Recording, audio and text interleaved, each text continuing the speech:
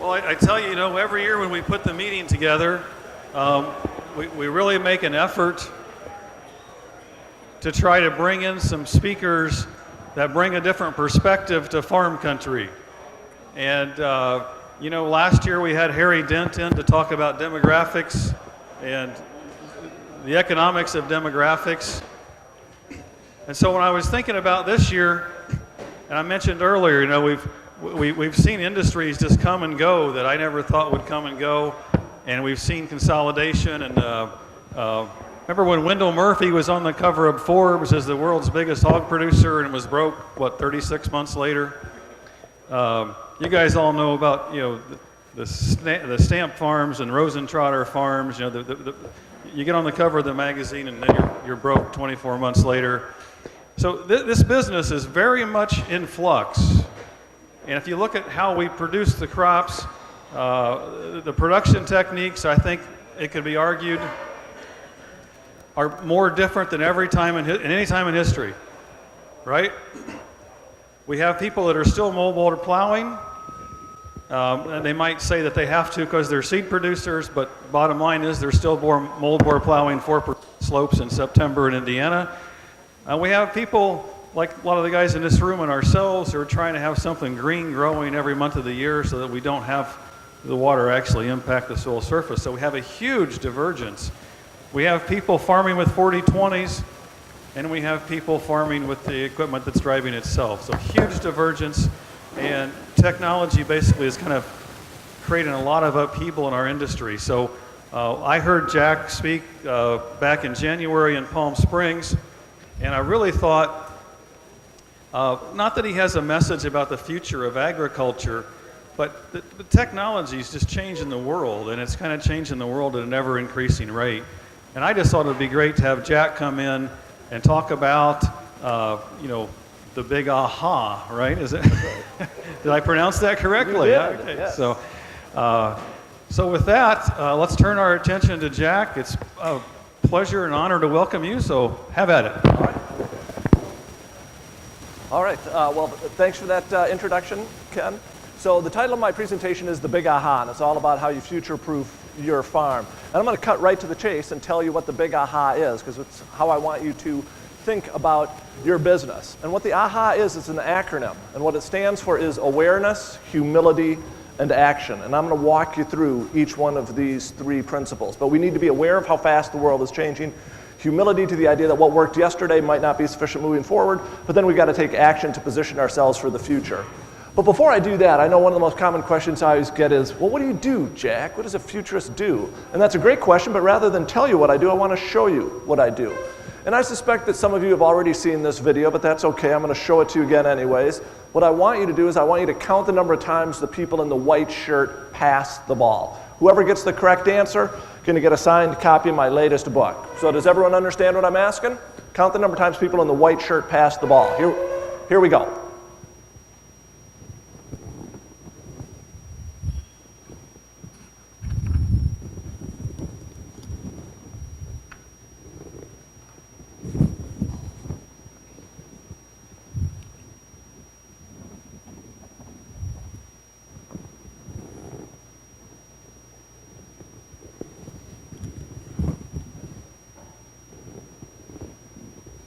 Okay, could I see how many people counted 15? Could I see a show of hands? So some of you counted 15. What about 16?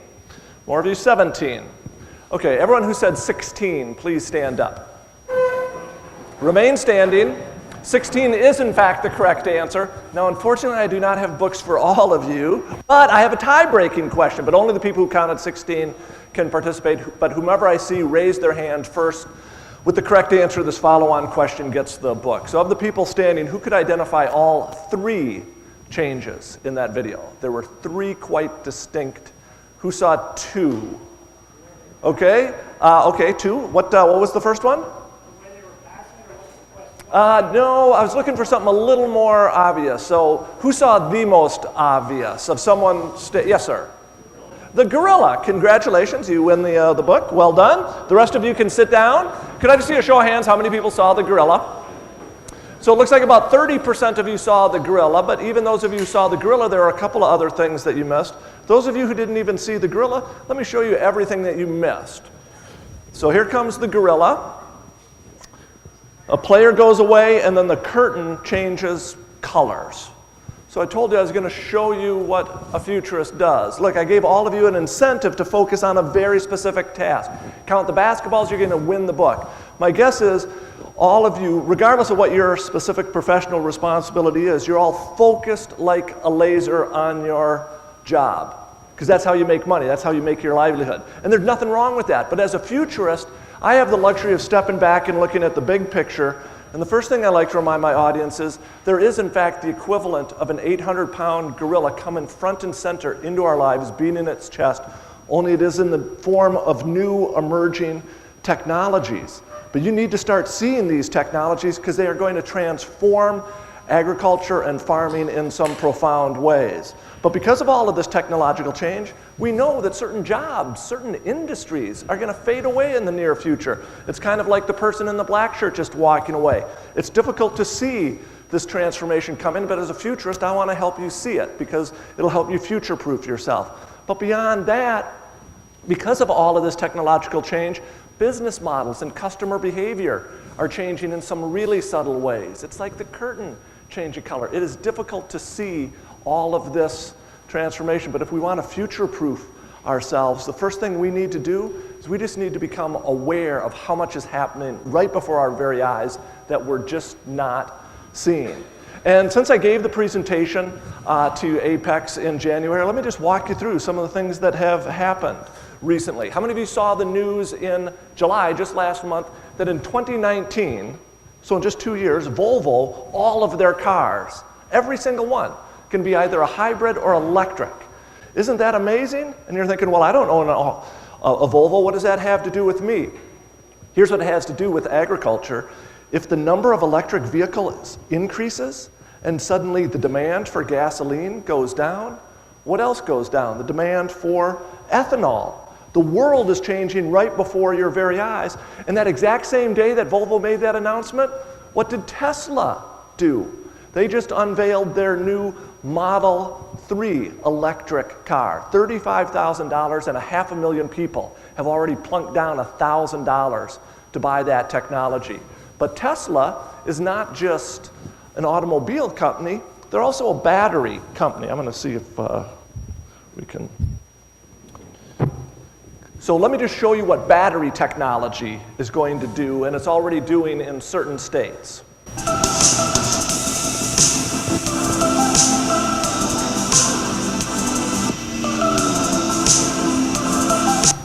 So 100% of this island in Hawaii is now getting 100% of their energy from solar power. And it even powers the island at night. Why? Because that excess solar power is now being stored in Tesla batteries. If you want to lower your energy costs, is solar technology and battery technology something you should be aware of today? Absolutely. Why? Because this technology is only going to get better and more affordable. But let me just show you what else happened. How many of you saw this news in June? Amazon bought Whole Foods. And 1 second after that news was announced, Amazon stock jumped 3%, Kroger's plummeted 9%. The world is changing before our very eyes. And then in May, let me just show you this little clip. IBM is working on the biggest leap in computing ever. In a small, nondescript office in the basement of their research lab in Yorktown, New York, they're building a quantum computer, a machine that can provide answers in minutes to problems that would take regular computers years to crack. I don't know. So you say, well, IBM's working on a quantum computer. What does that have to do with me or agriculture? Here's what it has to do with you. Monsanto has already employed that quantum computer, and they're trying to design and find the perfect molecule that will help with crop protection. You might not think you need to know about quantum computing, but quantum computing cares about agriculture, and it is going to affect your industry sooner rather than later, and you need to be aware of these changes. Then a couple of months before that, how many of you saw the very first GMO product hit food shelves here in the US? It happened to be apples that don't turn brown. The reason this is significant is there's still a lot of consumer opposition to GMOs, but as some of these products reach the food shelf, I don't want to say everyone will change their opinion of GMOs, but many consumers might, and suddenly that might represent an opportunity for some people. But here's another way I want you to think about the future. I know this is after lunch, and many of you just had that good meal, and you might fall asleep on me, so I'm going to try and keep you engaged with some questions here. Who could tell me the mathematical relationship between these numbers? Some mathematical relationship. 1,000, million, billion, trillion, quadrillion. Anyone know? Yeah, each one is 10 to the 3. So each one is 1,000-fold larger than the next. The reason I tell you this is, here's how I want you to think about the future. And you need to understand exponential growth. If something doubles 10 times, it's not 10 times as big. Through the power of exponential growth, it's 1,000. We go from 1, 2, 4, 8, 16, 32, 64, 128, 256, 512, 1,024. So if a technology doubles 10 times in the coming decade, that means we're going to see 1,000-fold increase. Certain technologies are going to go from the thousands to the millions. Others are going to go from the millions to the billions. Still others from billions to trillions. Each one is a quantitative leap ahead. Undoubtedly, some of you are going, we're not going to see any 1,000-fold increase in anything. You know what, before I even talk to you about the future, let's just step back 19 years. I want to see how many of you can recognize this sound from 1998.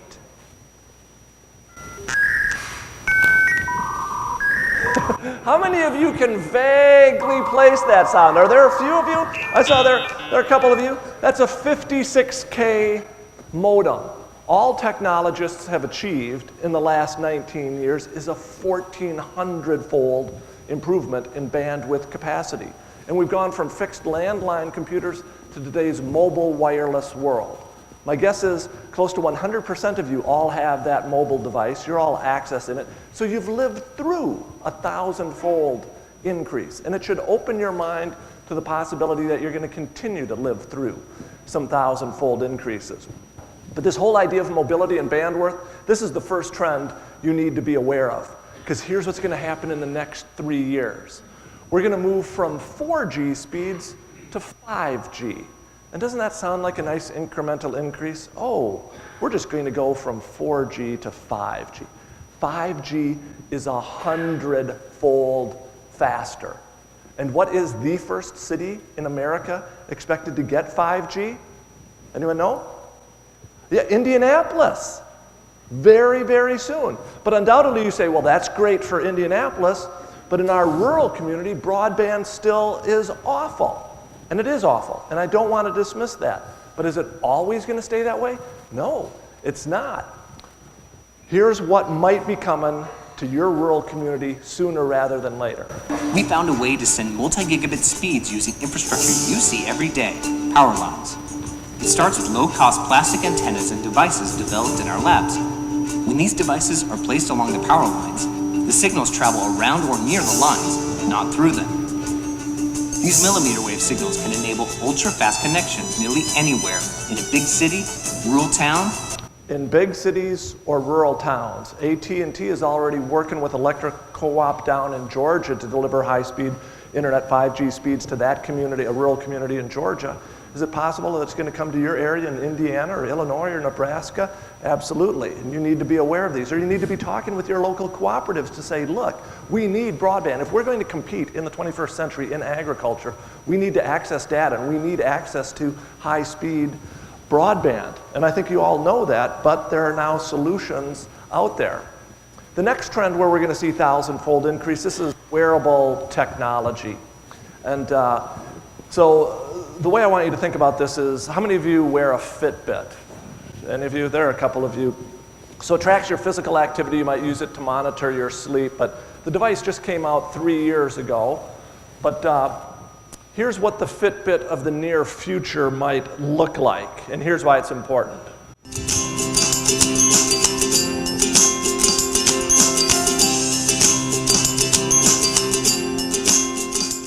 Now, undoubtedly, some of you are saying, well, that's just creepy, or that's a coming sign of the apocalypse.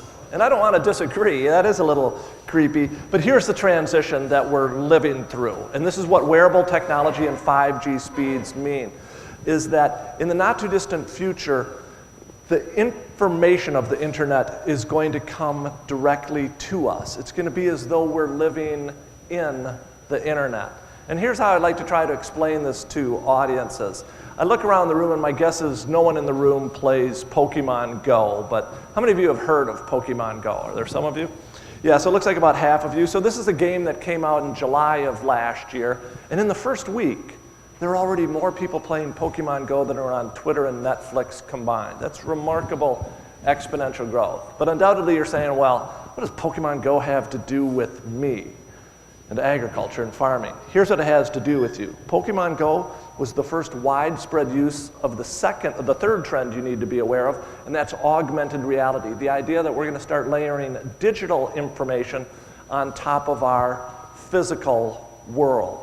And here's what this means. In the not too distant future, consumers are going to walk through their grocery store, and the information on the produce that they buy and the food that they buy is going to come to them. And if they care deeply about the environment and they want to know that you are a sustainable farmer or that you use non-GMOs or you use GMOs or you are kind to your animals, that information is going to come to them and it's going to influence their decisions. I do not mean to imply that every consumer is going to do this, but many are. And as they do that, if your farm can't provide that information to the consumer, they're not going to be buying from you. So this is how augmented reality is going to affect you. But here's another wearable technology Microsoft just came out with. This is not an ag-related application, but it's the best practical use of augmented reality currently out there. It's from an elevator company.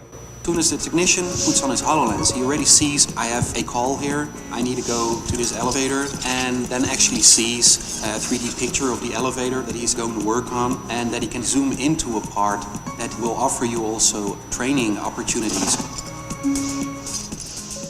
So they're using augmented reality, in this case, to train their next generation workers. Is it possible that some ag-related and farming-related activities might be able to be communicated and educated through that technology? Absolutely. But here's a more practical application of augmented reality. There are already farmers who are using it for crop scouting. As they walk through their fields, the data is coming to their glasses, and they're able to see what their fields look like, whether they're infested, whether they're growing properly, and how that compares with other areas on their farm. The next trend, where we might see thousand-fold increase, this is 3D printing. How many of you are familiar with 3D printing? So this is the physical printing out of objects. 3D printer is kind of like magic. One minute you have this box on your desk, and the next minute you see an object appearing out of thin air. So that's pretty cool, but a 3D printer like that 5 years ago cost $10,000. The one in this video is available this year for $199. And we can now 3D print things with 160 different materials. Here's what they're already doing with wind turbine blades. 3D printing wind turbine blades. So maybe the wind turbine of the future isn't going to be these massive turbines that we see on many fields across the central plains. They might be much more localized, and it might allow you to begin harvesting the wind because the price of this technology is going to go down. I just read that they are now 3D printing detasseler parts for certain agricultural equipment. But to just show you how fast this field of 3D printing is moving, here's what they're already doing out on the West Coast. The walls of this house were printed entirely on site. This is the world's first actually printed house. 3D printed houses are reality today, but my point is this technology is only going to get better, faster, and more affordable. And as it does, it's going to start transforming some of our communities. Could we be 3D printing storage facilities? Absolutely. There are already agricultural communities. I'm from Minnesota, Hutchinson, Minnesota. There's a company that began 3D printing combine parts 3 years ago. They employed 2 people. This year, they're already up to 50 employees. They're bringing manufacturing jobs back to rural communities. So maybe the future of manufacturing is in your rural communities. This is how technology is going to change the world in some unexpected ways. The next trend I just want to briefly touch on is advances in nanotechnology. And this is a really exciting field, and Purdue University is actually one of the leaders in nanotechnology. But here's what you need to know. Nano-enhanced products, 5 years ago, $100 million a year industry globally. But in 10 years, it's going to be $100 billion a year industry. From 100 million to 100 billion, that's another 1,000-fold increase. And let me show you some practical applications in nanotechnology that are going to transform the agricultural community. They're already developed a little material, it's called a zeolite. And what they do is they put it in grain storage bins. And because the particles are specifically sized, they suck moisture out of the bins. And because of this technology, you know how much they've been able to slash their energy costs on drying? By 50%. So those farmers who are using that technology are gaining a competitive advantage on those who aren't. Down in Louisiana, there's a new nanoparticle. It's on a pesticide, and what it does is it specifically releases the pesticide at at the optimal level. And in this case, they're using it to control soybean loopers. They're already using it. But here's another nanotechnology that you need to be aware of. This is graphene. It's a new wonder material. And here's what we might be able to do with graphene, or here's what they're doing up at Michigan State with graphene. A lot of bad stuff ends up in water. Things like phosphorus, which can make you sick. It's bad for the environment. This is Diamonddale, Michigan, and that is Steve Safferman. That's Steve right there looking into the water. He's trying out a new way to get phosphorus out of water. So if we can get phosphorus out of the water, that might get some of the regulators off the back, but it doesn't end there. Here's what they then do with that phosphorus. Another cool part to this, the phosphorus that gets taken out gets turned into fertilizer. So suddenly, because of nanotechnology, not only have you minimized a problem, you've actually turned that problem into an opportunity to reduce your fertilizer costs. This is not yet a commercial product, but it's the type of thing that you need to be aware of, monitor, because as soon as it does reach the market, you'll want to be aware of it. But here's one other thing that graphene might allow us to do within the next 2 years. I talked earlier about the electric cars, Volvo and Tesla, but here's what graphene might allow us to do. It's like electric vehicles. Now you pull into a gas station. Well, you'd pull into a charging station, and within a minute, it would charge up your car. Because of graphene, you might be able to charge up an electric car, not in 4 hours, but in less than a minute, faster than you can refuel your existing car. It might not matter that gasoline stays at $2.40 a gallon. If suddenly you can recharge an electric vehicle that quickly, that's a game changer. And again, the number of electric vehicles might increase even faster, which then puts more pressure on gasoline prices and more pressure on ethanol. But one other thing that we're going to be able to do with graphene potentially is to radically lower the price of desalination technology. Today it's really expensive, it's really energy intensive, but as desalination technology improves, suddenly new global competitors will emerge. If Australia suddenly has access to clean, affordable water, or farmers in Africa or other parts of the world suddenly do, you've got new global competitors on your hand. Why? All because of an advance in nanotechnology that you might not have been aware of. The next trend, another 1,000-fold increase. The number of robots that are being deployed is increasing exponentially. How many of you are already experimenting or using drones on your farms? So it looks like about maybe 10% of you already are. And so you're using it for crop inspection, maybe multispectral analysis, but this technology is only going to get better and more affordable. Let me show you what they're doing out in California. This is a strawberry picker. So it picks the strawberries, it knows exactly when they're ripe, and then it pulls them off the vine without damaging them.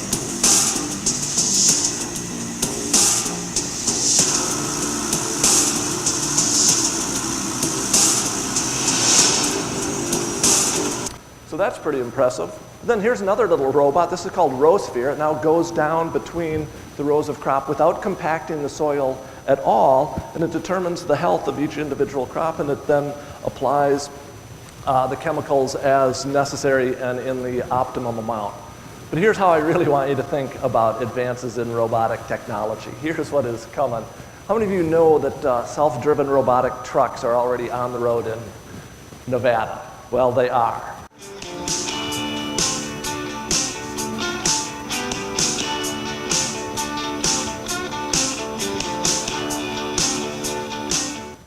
So that's weird, but not as weird as this. I came across this photo a couple of months ago. This is now a self-driven truck delivering self-driven cars to Phoenix, Arizona. These things are happening right now, but my point is robotic technology is only going to get better and more affordable, and as it does, it's going to change the world. And if you don't think that's true, here is the number of miles that have been driven by self-driven cars. And the first car popped up in 2009, but the growth was really slow. We didn't reach 1 million miles until 2015, but then the next one. And since May, we're already up to 5 million miles. This technology is getting really, really good. But of course, robotic technology is not just going to be in automobiles. I'm not sure how many of you were in Iowa last summer, but Case IH showed this concept vehicle. That's why we've developed this autonomous concept vehicle. Imagine being able to remotely operate and monitor your equipment via a portable tablet. You could just select a vehicle and send it to the field. So we're not there yet today, and this technology is probably quite expensive, or it will be when it reaches the market. But will it always stay expensive? No, it won't. It will only get better and ultimately more affordable. And you need to be aware and you need to be following these advances because they could be here sooner rather than later. The next trend you need to be aware of, this is another 1,000-fold increase. This is known as the Internet of Things, with the idea that we're going to start putting tiny computer chips in physical objects and then connect those physical objects to the internet. Here's how I want you to think about this. I'm from Minneapolis, and you might remember 10 years ago we had the tragic bridge collapse over the Mississippi River. But we rebuilt that bridge in record time, but when we rebuilt it, we embedded it with 400 sensors, and those sensors can tell us traffic flow, temperature, vibration, all sorts of things. So we've created a super smart bridge that's connected to the internet. So that might then beg the question, well, if that's a super smart bridge, what's a dumb bridge? Well, here's a super dumb bridge, and we have hundreds of thousands of them all across North America. So that's kind of a lighthearted example, but let me just tell you how the Internet of Things is already affecting you. There are some farmers who are now putting sensors in bales of hay, and they have smart bales of hay, and you're thinking, what the heck are they doing that for? Well, the reason they're doing it is they want to know the moisture level, and at a particular level it makes for optimized feed. And so armed with that information, they're gaining a competitive advantage on those farmers who aren't using smart hay. Other farmers are already connecting their cattle and their cows to the internet so that they know when they're in heat, when the optimum time to optimize or to inseminate them is, utilizing all of this data to gain a competitive advantage. But here's another example. We're already making wind turbines, connecting those to the internet. Predict's machine apps and advanced analytics compare data from the turbine's individual performance history and from the rest of the farm. Predict's distributed computing and analytics work where they are needed across the entire operation. The real-time onboard analytics at a turbine collects sensor data to optimize the pitch of its. And what they're doing is 2 wind farms in Texas, because their wind turbines are smart, you know how much, and what they're able to do is they're able to optimize the pitch of the blade. But armed with that information, they're generating $1 million more in revenue each year because their turbines are smart and their competitors are not. The Internet of Things is going to transform the world in some powerful ways. And I know that you're already collecting a lot of data, but other farmers are putting sensors directly in their fields to understand how much water there is, what the level of the various nutrients is, and they're using this for competitive advantage. Another trend you need to be aware of, another 1,000-fold increase. Only this time we're going to go from billions to trillions. And this is gene sequencing technology. Here's how I want you to think about this technology. So 10 years ago, this guy said, hey, I want to sequence my genome. That's exactly what he did 10 years ago. But you know how much it cost him 10 years ago? $100 million. He was a billionaire, so he could afford it. But gene sequencing technology is getting better every 4 months. So the corollary is the price. It's been cut in half every 4 months. And if you cut $100 million in half, starting in August of 2007, here's what happens. By August of 2015, it had dropped to 10,000. By last August, it had dropped to 1,000. This August, $100. But hold on to your hats. By 2022, just the next 5 years, it's going to be more expensive for you to flush your toilet than it is to sequence your genes. Isn't that remarkable? What cost $100 million 10 years ago is going to be pennies in the future? Yeah. And this isn't just going to transform healthcare, it's going to transform agriculture. Over at the University of Illinois, they're sequencing the genes of wheat, of corn, of soybean. And one gene alone has been identified as something that increases photosynthesis. And so we might be able to grow crops significantly more efficiently. And they think that opponents might be a little more comfortable with this technology because we're not inserting any new or foreign genes. All they're doing is tweaking an existing gene that already lives in the crop.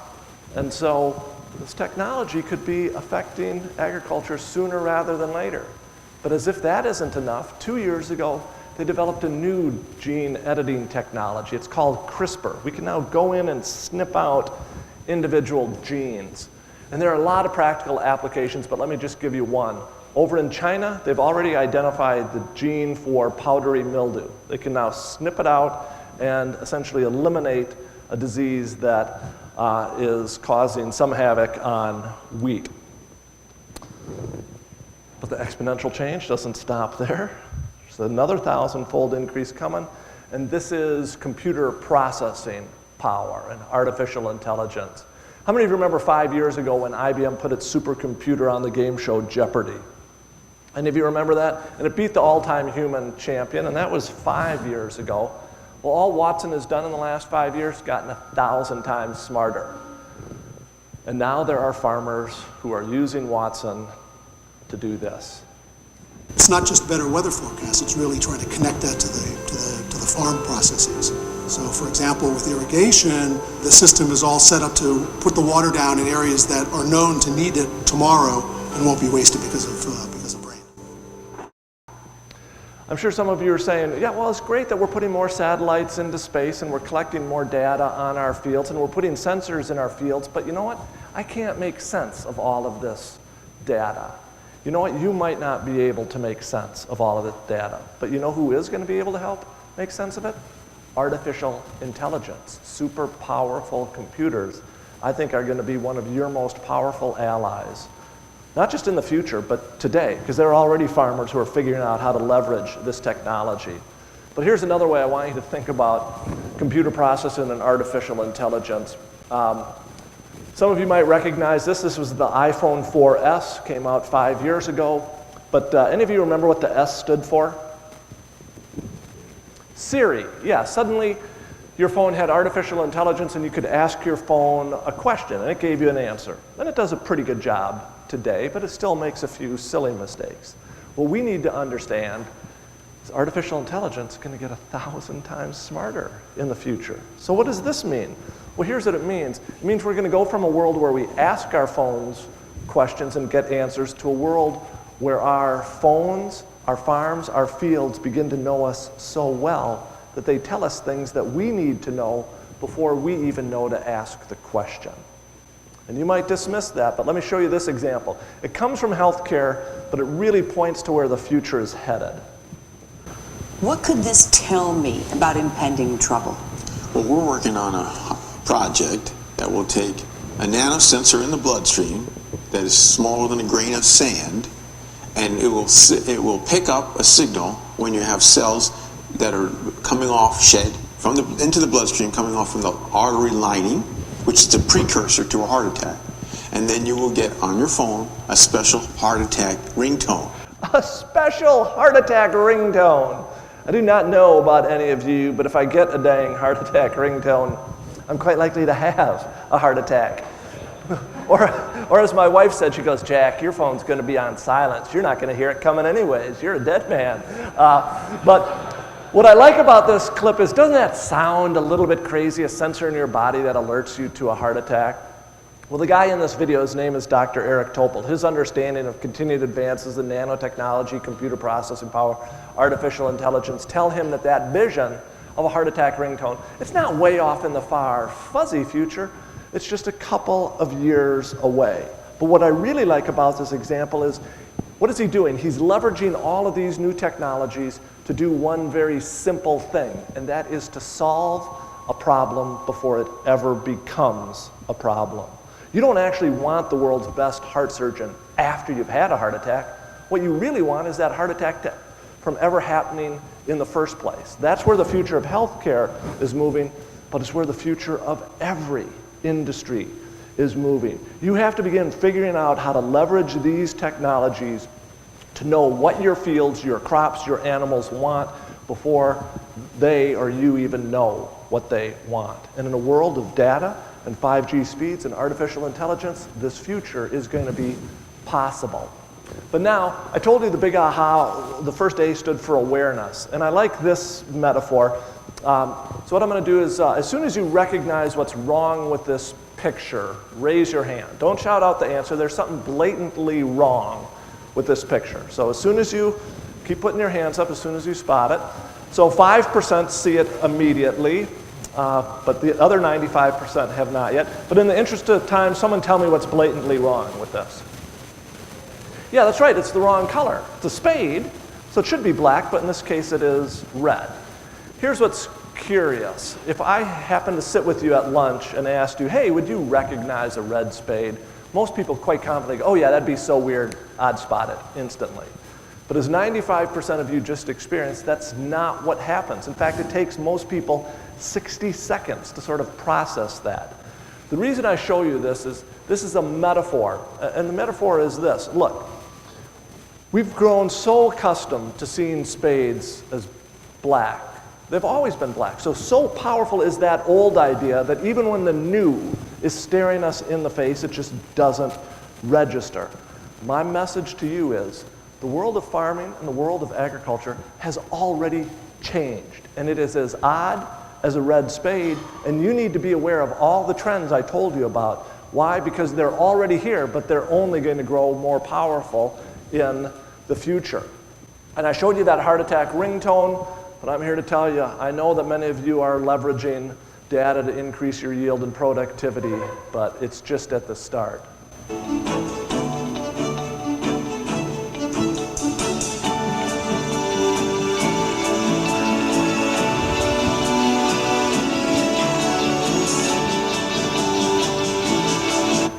In the interest of time, I'm going to just, you didn't really miss too much with that, but in the not too distant future, your fields are going to be telling you what they need before you even know what they need, because the world is changing really fast. A couple other trends that you need to be aware of. 1,000-fold increase, the amount of data we are collecting. I know you've all been hearing about big data for close to a decade, and it really is a big, powerful trend, but what I need you to understand is all the data you're currently collecting off of your equipment and off your fields and your farms represents just that tip above the water. We're going to collect so much more data in the near future on our fields and farms, and it's going to transform the world in some powerful ways. But here's another way data is going to transform the world. And here's how I want you to think about this. How many of you already have an Amazon Echo on your home, in your home or on your farm? Any of you? There are a couple of you. But nationwide, 15% of all Americans already have artificial intelligence in their home. And they're asking it things and they're ordering things off of Amazon from it. But every time they interact with that device, you know what Amazon's doing? They're collecting a little more data. And here's what they want to do with all of that data. Anything you want on Earth, you're going to get from us. Anything you want on Earth, you're going to get from us. That's where we're headed, I believe. anything on Earth. They don't just say books or consumer items, anything. And they're now collecting so much data on their customers that what is their end goal? Their end goal is to know what you want or what your field wants before you even know what it wants. Could Amazon become a leading supplier to the agriculture industry in the future? Yeah, they could. Why? Because they understand data. They understand how to leverage it. And in order to compete, we're going to have to figure out how to leverage our data to do things better, faster, more efficiently. And if you don't think the world's changing fast, you're just not paying attention. I'm not sure how many of you saw this commercial. It first aired during the Super Bowl earlier this year. It's gross, but it makes a powerful point about technological change.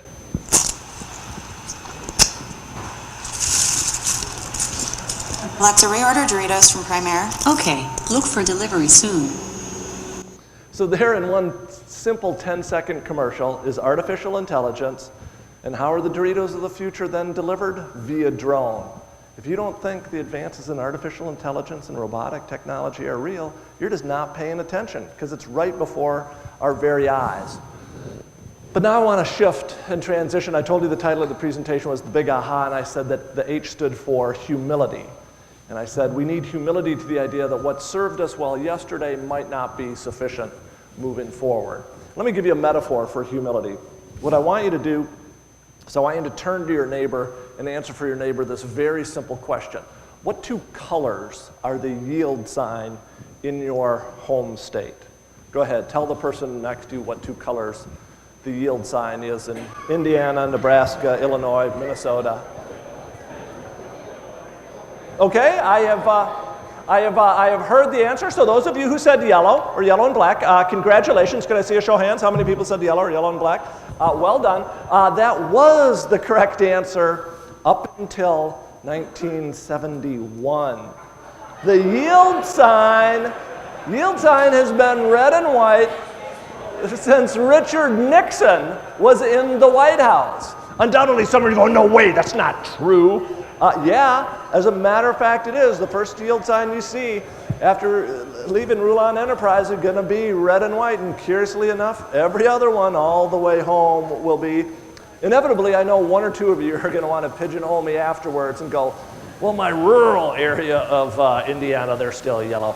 No, they're not. They're not yellow anywhere in North America, and they haven't been for decades.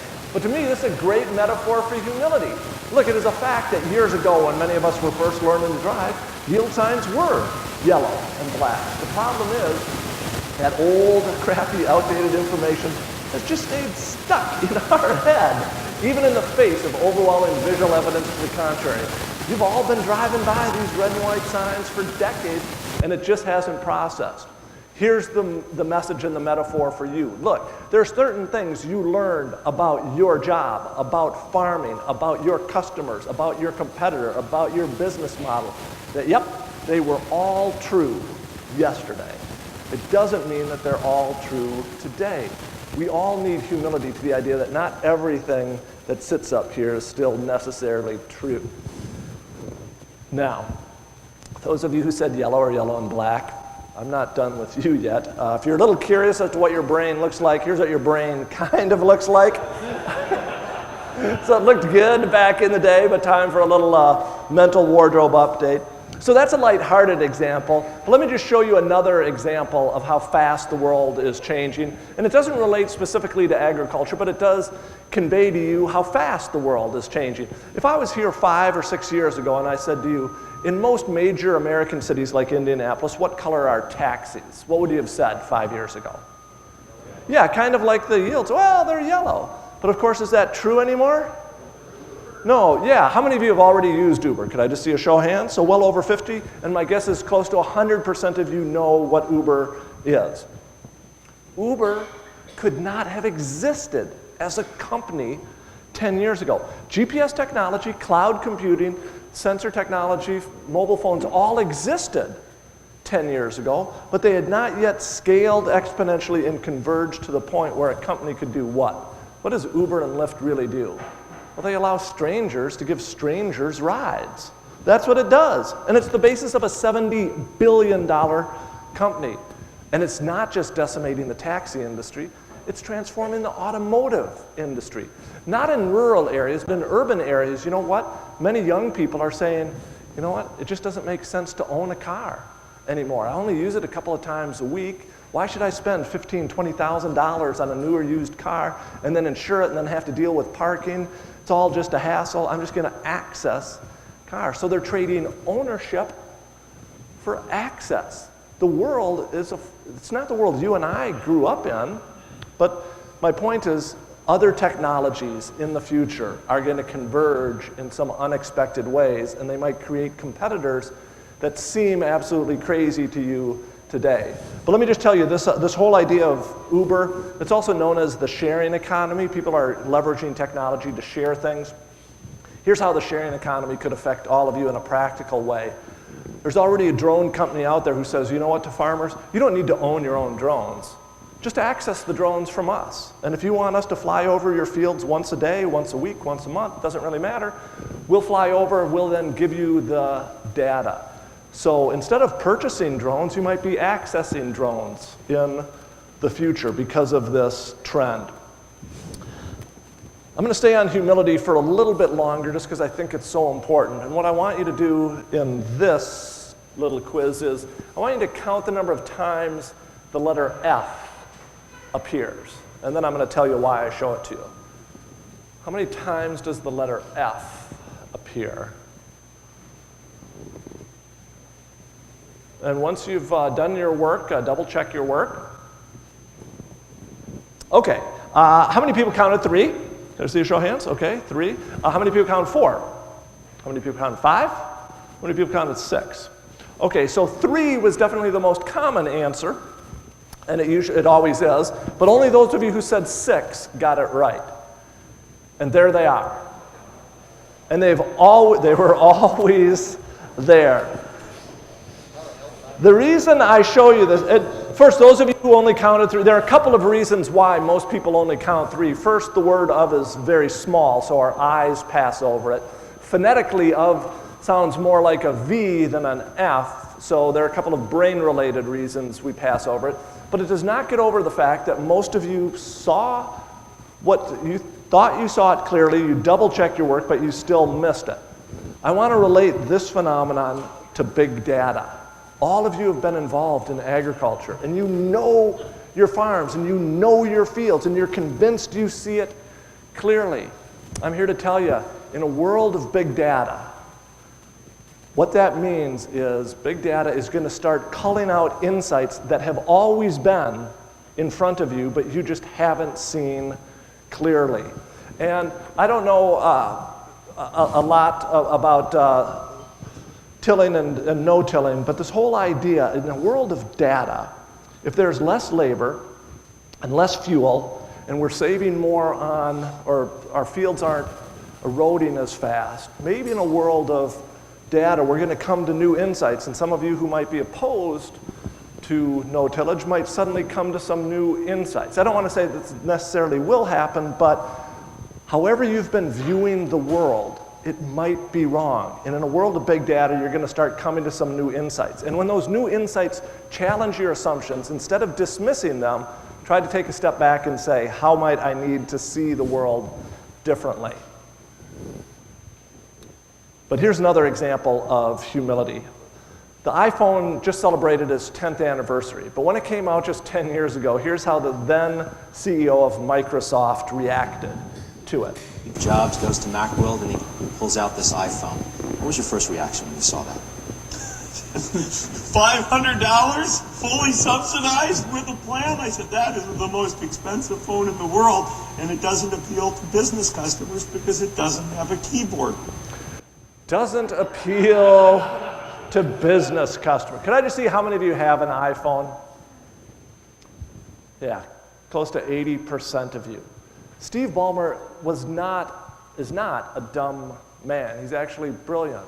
But should he have had a little humility? He grew up in a world where he thought that phones did one thing and one thing only. If he would have had a little humility, he would have at least, I think, kept an open mind. The reason I tell you this is maybe you've already heard, but in the near future, you're going to hear even crazier things about the future. And your initial reaction is going to be, say, no way, that's never going to happen. And let me give you one where I think you might already say it today. How many of you have started to read about the advances in artificial meat? And my guess is a lot of your initial reaction is, ugh, no way, no one will ever eat artificial meat. Well, Tyson, North America's largest meat company, just made an investment in a company called Beyond Meat, and they are now stocking artificial meat on the shelves of 600 stores across North America, including Safeways. And artificial meat, again, you and I did not grow up in this world, and you might dismiss it, but the advances are extraordinary. Other companies are working on real vegan cheese. Another one is animal-free milk. I mean, it's like, well, how does that work? Well, it's molecularly identical to milk, only it's not produced with a cow. I mean, again, I don't know if this technology will take off or if the marketplace will accept it or not, but my point is, have humility. The world could change in some unexpected ways.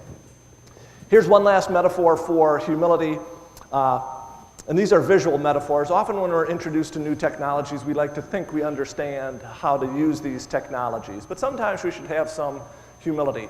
You're all going to recognize the technology in these next two clips. It's the desktop computer, but let's see how these guys and gals used the technology 30 years ago.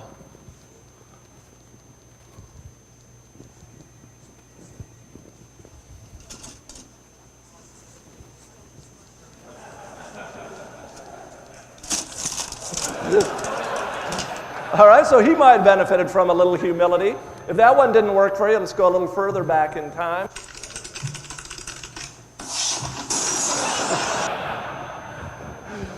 So these are all easy to laugh at. Now, I showed my two teenagers this a while back, and they're like, well, that's just dumb, Dad. They had no idea what the manual typewriter even was, so the whole dang joke was lost on them. But my point is, it's easy to laugh at these now, but we look at a lot of these new technologies, robots, 3D printers, wearable technology. You're like, that's not gonna take off. Again, you might be right. But maybe, just maybe, because you didn't grow up with these technologies, you might not be the first one to appreciate how they're gonna transform your world. Let me give you a concrete example of this. This is another wearable technology. These are virtual reality goggles.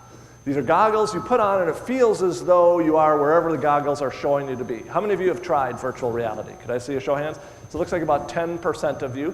Those of you who have not, let me try and give you an idea of what virtual reality feels like. This grandmother is watching Jurassic Park in virtual reality, so she feels as though she's in a field with dinosaurs. Let's see how it feels.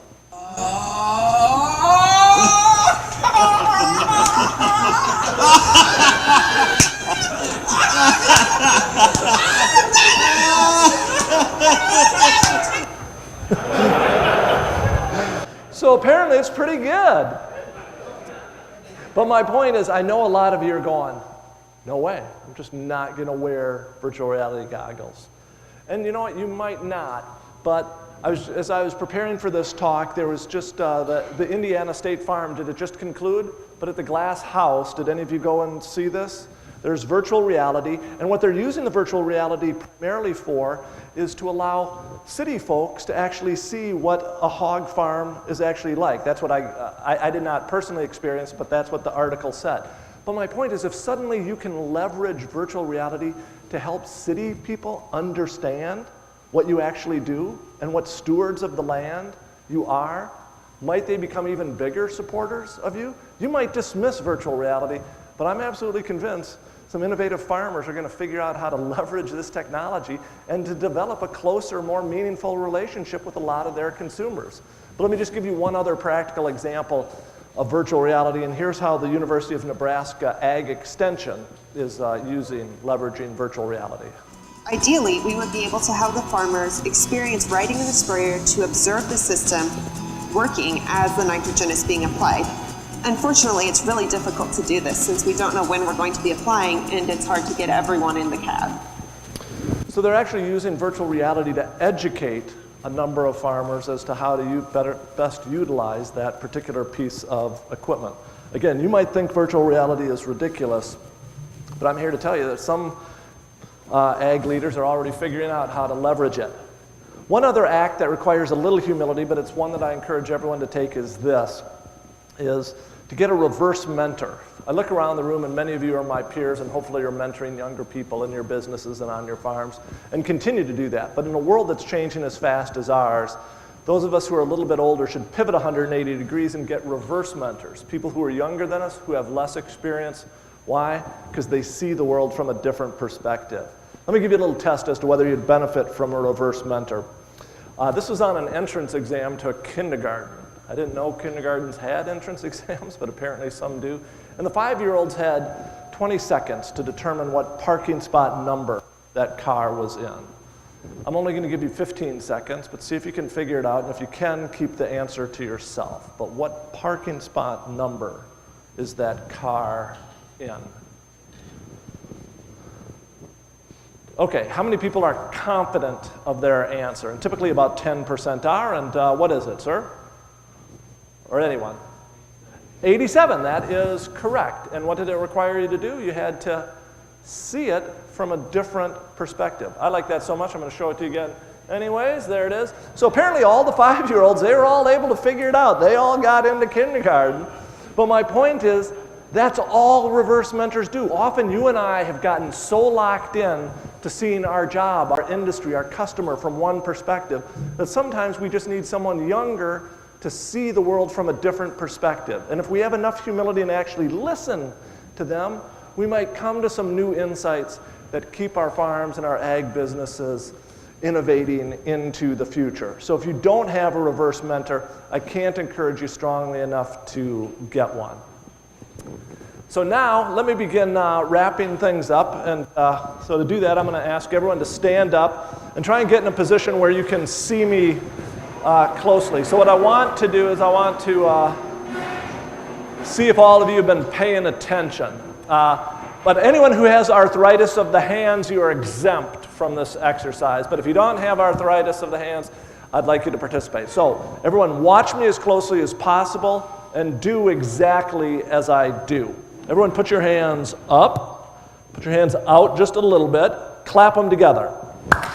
Now flip your hands over, okay? Now everyone take your right hand and put it over your left. Everyone, this is your right hand, even here in Indiana. Okay, very good. Now, if you are sufficiently flexible, lock those fingers together. And this gets a little hard for some people, but lock your fingers together. Now lower them. Tap those index fingers together. Okay, so do you promise you are all watching closely? Because if you are all watching, everyone in this room, 100% of you should be able to quickly, simply, and elegantly, and without moving your shoulders, just rotate those fingers 180 degrees to the top like a pistol. Quickly, all the way up here. All the way up here. Or, okay, I see there's one individual who can do it, but are most of you somehow suspiciously locked up and you'd have to go all the way over? All right, have a seat. I'm going to show you what just happened. And then I'm going to tell you why I show it to you. But first, those of you who end up locked up, if you did end up locked up, I want you to acknowledge clearly I did something of which you were not aware. And you should have some humility to the idea that even though you were watching me closely, you missed something. I'm now going to show you the trick, and then I'll explain why I show it to you. So first, I know if I don't show it to you, half of you are going to be under the table. It's like, how'd that guy do that? Dang him. So here's the trick, and you can go back and do it with your colleagues, your kids. Say, watch me as closely as possible. Do exactly as I do. Put your hands up, put your hands out, clap them together, flip them over, take your right hand, put it over your left. Everyone does that right, but you might remember I then acted as though someone here in Indiana did it wrong. And I said, no, your right hand. And I moved my right hand out this way. Most of you tracked it with your eyes. As you were distracted, I just used the opportunity to flip my other hand that way. Very few people see it, but it allows me to do that. But if you don't see it, you end up locked up. So, why do I go to the trouble of showing you this trick? Here's why. Here's the one thing I know for certain as a futurist, and it's this. It's after I leave here today, tomorrow, next week, next month, next year, your and our world is going to change again. But if we don't pick up on these changes, what's going to happen? We're going to end up locked up, inflexible, and behind the change curve. But if we do pick up on these changes, we're going to be flexible, adaptable enough to steer ourselves, our farms, our businesses into the future. So that's a really long way to segue into the final A, and the final A stands for action. And here's the one action I need all of you to regularly take. So regularly take a week every year just to think about the future. And I can already hear what some of you are thinking. You're thinking, who do you think you are to tell me I have to take a week to think? Don't you understand how busy I am? I do understand how busy all of you are. But if you're saying you don't have a week to think about the future in a world that's changing as fast as ours, you're also saying you don't have 2% of your time to think about the future. If you're not thinking about the future of your business or your farm, who exactly is? And I get that a week is a lot. If it's too much, break it down. Take an hour a week. Take 15 minutes a day. I don't care how you do it, but regularly step away from your daily grind to just read, think, and reflect on how the world is changing. And there are, I don't have time to get into this, but there are some new extraordinary advances in the microbiome, using the bacteria in the ground to more efficiently produce crops. There's a company called Indigo that's applying microbes to wheat, corn, cotton, and they're increasing yields 10%. Maybe that's something that some of you should be thinking about. And just so you know, I make my whole presentation available, and there are much more detailed notes about the companies I mentioned and the technologies in the notes section of all of these slides. Here's another company that some of you should be thinking about. Imagine if we could convert the air, which is 79% nitrogen, and use that nitrogen in the atmosphere to feed crops. That's what azotic is. What if we can get nitrogen from the air around us? That might allow you to save some money. That's something that some of you should be thinking about, or at least investigating that company. Once we've done this thinking, we need to think twice. This is not my book, but it's a great book. It's called Think Twice. But what other two words do you notice in the words think twice? Thin ice. Yeah, I think it's a really clever sort of play on words. But let me just show you. This doesn't necessarily apply so much to the farming that you do. It doesn't apply to wheat and corn and soybeans. But let me just show you what's happening in the world of urban agriculture. We grow in 16-day crop cycles, allowing us to have approximately 22 crop turns a year, versus 3 in the field. We grow without sun, without soil.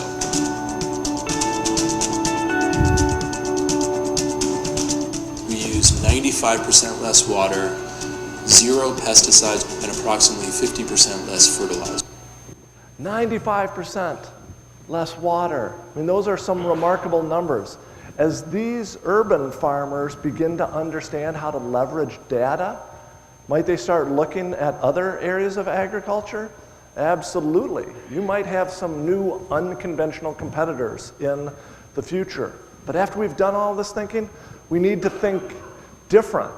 And I'm not sure how many of you saw this article, but it was on the front page of the Wall Street Journal just 3 weeks ago. But in my home state of Minnesota, there's a new shrimp farm. And I know that there's already aquaculture here in Indiana, but 9-acre indoor farm. And why did they locate in southwest Minnesota?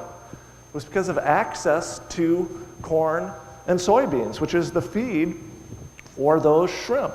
My point is, if you're willing to think differently about the future, you might find new markets for some of your crops. But after we've done all this thinking, we need to think even smarter. And I haven't really talked too much about how Monsanto and John Deere and Land O'Lakes and others are getting into the whole data industry. But how many of you are familiar with the Farmers Business Network? Could I just see a show of hands? So it looks like close to a third of you are. And to me, this is a really innovative organization. And instead of allowing the big companies access to your data, they're saying, look, a number of farmers are already collecting data.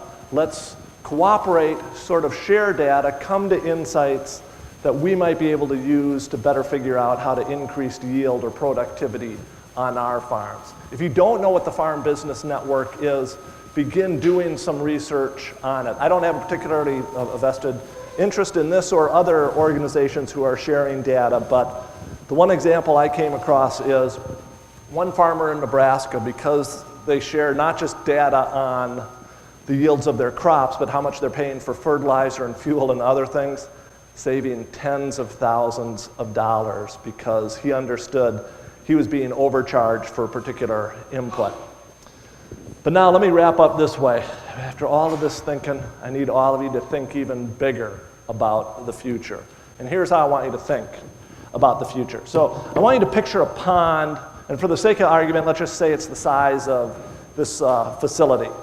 And it's let's say it's the first day of September. And on the first day of September, there's a tiny little lily pad, but it doubles every day in September. So on September 2nd, there would be 2. On the 3rd, we'd go to 4. Then the next day, we'd go to 8, 16, 32, 64. It keeps on doubling. And then on the last day of September, this entire pond is covered with these tiny little lily pads. Can everyone picture that exponential growth? So here's the question. I'm going to give the book to whoever gets the answer within 1%. So on day 20, so 2/3 of the way through this doubling, what percentage of the pond would be covered? And I'm going to give the book to whoever gets the answer within 1%. So just start shouting out some. 100%? No. 10? No. 30? No. 50? No. 5? No. Yes, 1%. Is that correct? You are within 1%. You win the book. Do you know the more mathematically precise answer? You still win the book. Yeah, pretty close. It's 1/10 of 1%. Now, undoubtedly, a lot of you are going, what do you mean? For the last hour, you told me how fast all of these technologies were doubling, and you said the lily pad was doubling, but it only covers 1/10 of 1% on day 20? Yes. In fact, this is exactly what I need all of you to understand. What else did I say? If something doubles 10 times, it could be 10 additional times. How much bigger does it get? 2, 4, 8, 16? Gets 1,000 times bigger. So even though it's been doubling, at day 10 there were 1,000, at day 20 there were 1,000,000, but of course we're ultimately going to 1,000,000,000. So here's what happened. By day 25 we're just a little over 3%. Not until day 29 that we get to 50%, but once we get to 50 the very next day, boom, the whole thing is covered. Why do I show you this? The reason I show you this is, my guess is some of you are going, well, Mr. Future Man, if the world's changing as fast as you say it is, how come my world feels pretty much the same? My message to you is this, folks. All of the technologies I've told you about have, in fact, been doubling. What I need all of you to understand, we're just at day 20. The really big change is just ahead of us. This is the amount of change we need to be aware of. This amount of change is going to require humility, but then it demands that we do something with it. So, I know I've just dropped a really big bomb on you, and a lot of you are like, oh my gosh, how are we going to handle all of this change? I want to give you hope, optimism, and confidence you're going to be able to handle this change. And you know why I'm so confident? You've already done it. I gave you that earlier example of the 56K modem to today's wireless world. You've navigated that. Let me give you another example. How many of you remember the hit movie from the late 80s, Wall Street? Michael Douglas played Gordon Gekko. Do you remember that movie? But to show he's a high-powered titan of Wall Street, what technology did they show him using? Can you remember? It was that big brick-like monstrosity. That bad boy cost $5,000. It only made telephone calls, and it belonged to less than 1/10 of 1% of the global population. All that technology has done over the last 30 years, better, faster, more affordable, and as it has gotten better, it has exploded out. And to help you understand how strange the future is going to be, sometimes it just helps to step back and reflect on how weird things are today. I came across this photo recently.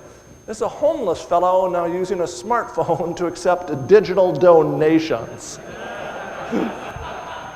So my point here, not to poke fun at the homeless, it is to remind us that technology has this curious way of getting better, faster, and more powerful. And as it does, it changes the world.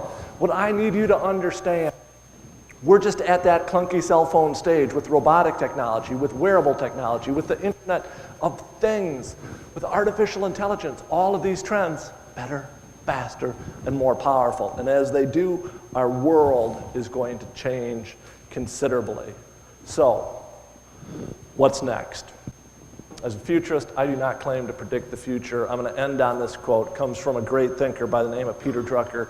And he said, the only way to predict the future is to create it yourself. The one thing I know, all the trends, technologies, tools I've told you about, they're real, and they are here today. But the future of agriculture is in your hands. Those of you with the courage to embrace these tools, to do what you've always done, but to become better, faster, more efficient, your future is going to be incredibly bright. So thank you for everything that you do for not only feeding this country, but for feeding the world.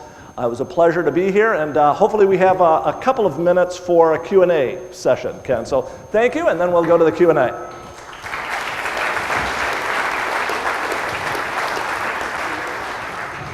And again, just so you know, I make the whole presentation available. I think they've recorded it, but I have a couple of other free resources and articles that I'll share with you, Ken. But yes, sir, we'll go with you first. So really good question. So the question was, what do you see for people? And every trend I talk about eliminates jobs. And that's a fair point. But and you're the perfect audience to use this example with. Imagine it's 100 years ago, and there's such a thing as a futurist. I don't think there was, but I would have come to a group anywhere in America, and half of everyone in that group would have either been farmers or directly involved in agriculture. Today, less than 2%.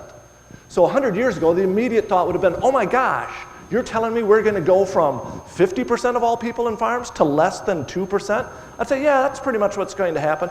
Their initial thought would have been, oh my God, what do all of those people do? And it was hard, but a lot of farmers moved to cities and relocated.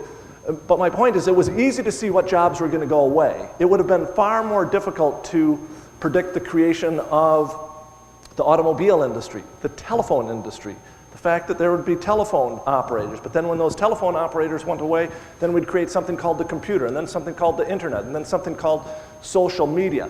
My point is, it's easy to see jobs that are going to go away. It's far more difficult, even for me, to imagine those jobs that don't yet exist.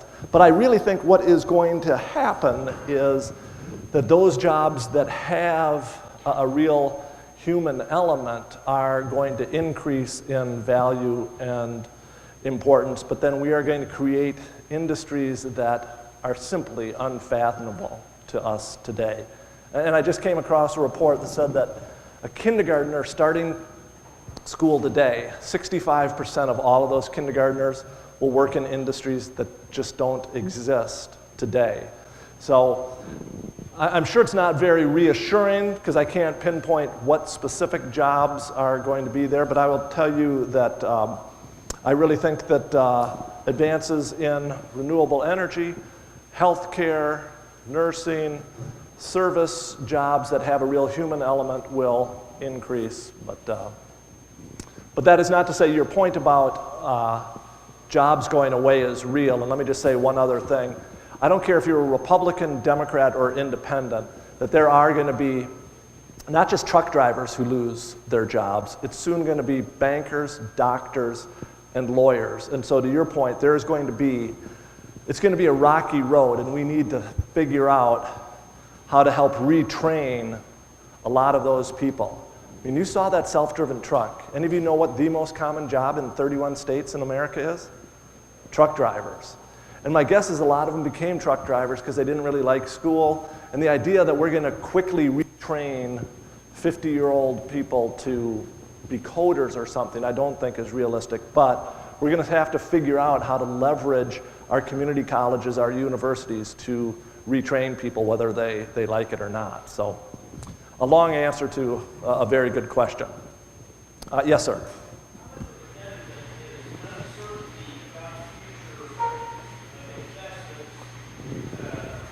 Yeah, really good question. So he said, how much, or to what extent, and I'm paraphrasing, does uncertainty about the future sort of inhibit investments in the future? And there's a great article about, of all industries, the construction industry. And the construction industry over the last 50 years has actually become less productive. There are advances in robotics and 3D printing and software technology and building design, but they haven't made those investments because it's a very cyclical industry, and they're afraid to make those investments because they think they're going to get stuck with the cost, and it's a legitimate concern. I think, again, all you can do is acknowledge that that is a real threat, but then to try and get leaders to take a longer investment horizon and say, look, we know it's going to be a rough road, but if we want to become more productive, we're going to have to start making these difficult investments. And let me tell you one other resource. How many of you have read, he was an Iowa State professor, he's been dead many years, but his name was Everett Rogers, professor at Iowa State, but he wrote a seminal book called The Diffusion of Innovation, and he specifically looked at agriculture to say, when do we make investments in these new emerging technologies? And he provides a really thoughtful framework for helping business leaders do that. So again, Ken, I'll get you the name of the book and maybe there's an article. Do we have time for one more question, or is that last one? Make it a good one. Yeah. Yes, John. Do I fear? I do not fear that virtual companionship will reduce human population, and here's why. Let me just tell you, so about a year and a half ago, on the front page of the Wall Street Journal, they always have, it's on the bottom fold of the paper, it's always just a quirky little article. And there was an article about the cuddle industry. Did any of you read this? The cuddle. People, for $80 an hour in flannel pajamas, they hug people. And I'm like, how weird is that? And I was like, and I just dismissed it. But here's where I had a little humility. I go, that's weird. I'm going to reread the article. And essentially, what they said is, look, in a world of technological change, what people are clamoring for is actually more human interaction, not less human interaction. And so that's one trend. And then if technology is changing jobs, well, we'll have a lot more time for other extracurricular activities. And I would suspect some of those extracurricular activities will be very old-fashioned, the ones what we've been doing for many, many years. And so it might continue to increase. So think about the future differently is my point. So thank you again very much for having me.